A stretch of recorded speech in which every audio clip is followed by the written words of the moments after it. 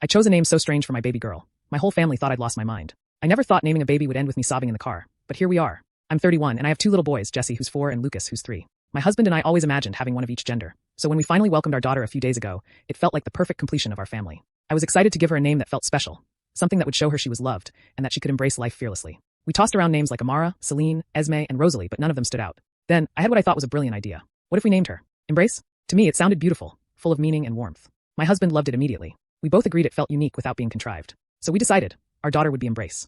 A few days later, we brought the baby to meet my family for the first time. My parents were thrilled. My older sister and my 2 brothers came over to see her. My sister asked what we decided to call her. When I said, her name is Embrace, she froze for half a second before bursting out laughing. At first, I thought she was just surprised. But then she kept going. You're naming her a verb? Are you serious? She said it was the kind of name that would get her bullied to tears by the time she hit kindergarten. My dad nodded and said he could see it being a problem. One of my brothers looked horrified. The other quietly excused himself from the conversation. My mom tried to defend us, saying it was meaningful and beautiful. But my sister was relentless. She's going to be mocked non-stop, she insisted. Teachers will think it's a joke. Imagine teenage boys yelling, "Embrace me," down the hall. It turned into a full-blown argument. I tried to explain the symbolism, how it meant she was open, loving, and brave. But no one was listening anymore. Finally, I left in tears, feeling humiliated and wondering if I'd made a huge mistake. When I got home, I texted a few close friends. Their responses were mixed. Some said they understood why I liked it. Others agreed with my sister that it was too much to put on a kid. One friend gently suggested that maybe we could keep it as a middle name instead. The uncertainty started to creep in. I couldn't stop thinking about it.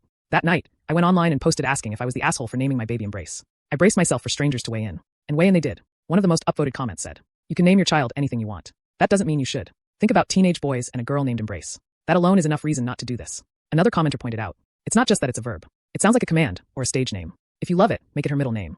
But the comment that stung the most accused me of favoring my daughter over my son's. What's even worse is you finally had the child you wanted, so now you care about the name being meaningful. That's a slap in the face to your boys. I hadn't thought of it that way. When I wrote that we finally got a girl, I didn't mean we loved our sons less. But I could see how it came across. Reading that made me feel awful. Then someone shared they'd once met a dancer whose stage name was Embrace. From that moment, the name started to feel a lot heavier than it had in my head. As the days went by, I kept rereading the comments. Some were harsh, but many were thoughtful. They forced me to consider what it would actually be like for my daughter to grow up introducing herself over and over again to skeptical teachers, employers, and classmates. To have her name be a running joke. I tried to imagine her on the first day of high school, and my stomach twisted. 2 weeks later, my husband and I sat down to talk everything through. We admitted to each other that maybe we'd let the excitement of finally having a daughter push us to pick something more about us than her. I met with my sister and apologized for the fight.